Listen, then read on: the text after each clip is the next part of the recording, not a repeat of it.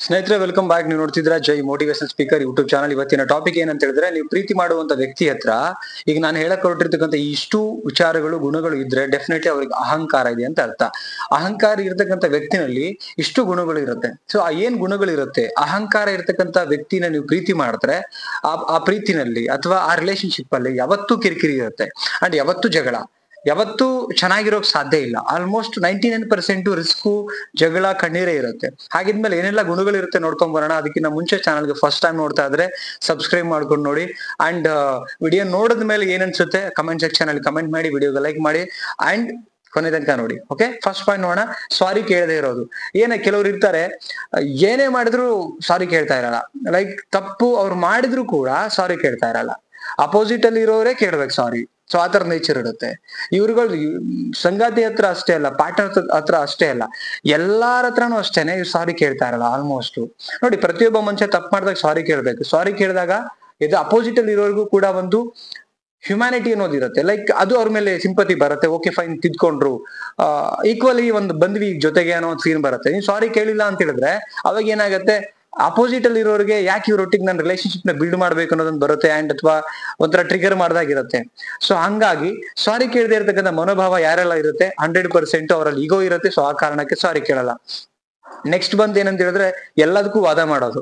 ಈಗ ಕೆಲವ್ರು ಏನ್ ಮಾಡ್ತಾರೆ, ರೈಟ್ ವಿಚಾರಕ್ಕೂ ವಾದ ಮಾಡ್ತಾರೆ. ಅವರಿಗೆ ಸಪೋಸ್ ಗೊತ್ತಿರಲ್ಲ ಅನ್ಕೊಳ್ಳೋಣ, ಏನು ಈ ಕರ್ನಾಟಕ ರಾಜಧಾನಿ ಬೆಂಗಳೂರು ಅಂತ ಅನ್ಕೊಳ್ಳೋಣ.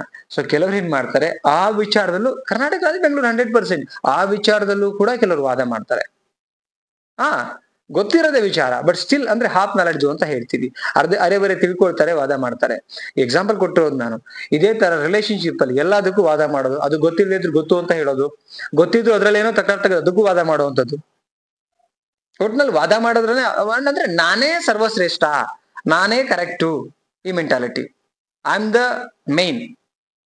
ಸೊ ಈ ತರ ಫೀಲ್ ಇರುತ್ತೆ. ಸೊ ಈ ತರ ಆಟಿಟ್ಯೂಡ್, ವ್ಯಕ್ತಿತ್ವ ಇತ್ತು ಅಂತ ಹೇಳಿದ್ರೆ 100% ಅವರಲ್ಲಿ ಒಂದು ಈಗೋ ಇದೆ ಅಂತ ಅರ್ಥ. ಅಹಂಕಾರ ಇರ್ತಕ್ಕಂಥ ವ್ಯಕ್ತಿ ಅನ್ಬೋದು. ನೆಕ್ಸ್ಟ್ ಪಾಯಿಂಟ್, ಯಾರ ಮಾತು ಕೇಳದೆ ಇರೋದು. ಈಗ ಯಾರಾದ್ರೂ ಬಂದು ದೊಡ್ಡವ್ರ ಬುದ್ಧಿ ಹೇಳ್ತಾರ ಅಂದ್ರೆ ಕೇಳಲ್ಲ. ನಾನೇ ಕೇಳ್ಬೇಕು ಅವ್ರ ಮಾತು. ಅಕ್ಕಪಕ್ಕದ ಮನೆಯವ್ರ ಏನಾರು ಹೇಳ್ತಾರ, ಕೇಳಲ್ಲ. ಹೊಸ ದಿನ ತಿಳ್ಕೊಬೇಕಾ, ಅದನ್ನ ಕೇಳಲ್ಲ.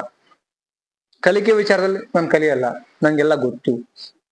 ಸೊ ಈ ತರ ಮೆಂಟಾಲಿಟಿ ಇರುತ್ತೆ.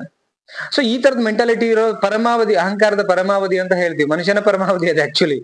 ಲೈಕ್ ಎಲ್ಲದಕ್ಕೂ ನಂಗೆ ಗೊತ್ತು ಅಂತ ಕೇಳ್ತಾರೆ. ಯಾರು ಹೇಳಿದ್ರು ಕೇಳಕ್ಕೆ ಹೋಗಲ್ಲ. ನಿನ್ ಮಾತನ್ನ ಕೇಳ್ಬಿಡ್ಬೇಕಾ, ನಿನ್ ಸರಿ ಇದೆ, ಈ ತರದೊಂದು ಮಾತಾಡ್ತಾರೆ.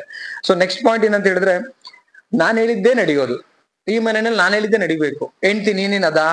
ಕೆಲವು ಹೆಣ್ಮಕ್ಳು ಇರ್ತಾರೆ, ಗಂಡ್ಸ ಅಂದ್ರೆ ಅದೇನ್ ದೊಡ್ಡದಾ, ಅಂದ್ರೆ ನಾನೇ ಕರೆಕ್ಟ್, ನಾನು ಹೇಳಿದ್ದೆ ನಡಿಬೇಕು, ನೀನ್ ನನ್ನ ಮಾತು ಕೇಳ್ಕೊಂಡು ಬಿದ್ದಿರ್ಬೇಕು ಈ ಮನೆಯಲ್ಲಿ. ಈ ತರದ ಆಟಿಟ್ಯೂಡ್ ಇರುತ್ತೆ. ಸೊ ಈ 4 ಕ್ವಾಲಿಟೀಸ್ ಇತ್ತು ಅಂತ ಹೇಳಿದ್ರೆ 100% ಅವ್ರ ಈಗೋ ಇದೆ. ಆ ಈಗೋ ಇರ್ತಕ್ಕಂಥ ವ್ಯಕ್ತಿನಲ್ಲಿ ನೀವು ಜೊತೆಗಿದ್ರೆ ಕಣ್ಣೀರು ತಪ್ಪಿದ್ದಲ್ಲ, ಜಗಳ ತಪ್ಪಿದ್ದಲ್ಲ, 100% ಪ್ರಾಬ್ಲಮ್ ಅಲ್ಲಿ ಇರ್ತೀರಾ. Okay, I think video informative ಅಂತ ಅನ್ಸಿದ್ರೆ, ಮೋಟಿವೇಟಿಂಗ್ ಅಂತ ಅನ್ಸಿದ್ರೆ, ರಿಯಲೈಸೇಷನ್ ಅನ್ಸಿದ್ರೆ ಕಮೆಂಟ್ ಮಾಡಿ ತಿಳಿಸಿ. ಸಬ್ಸ್ಕ್ರೈಬ್ ಮಾಡ್ಕೊಳ್ಳಿ ಚಾನಲ್ಗೆ. ಮತ್ತೊಂದು ಟಾಪಿಕ್ ಅಲ್ಲಿ ಸಿಗ್ತೀನಿ. Thank you so much.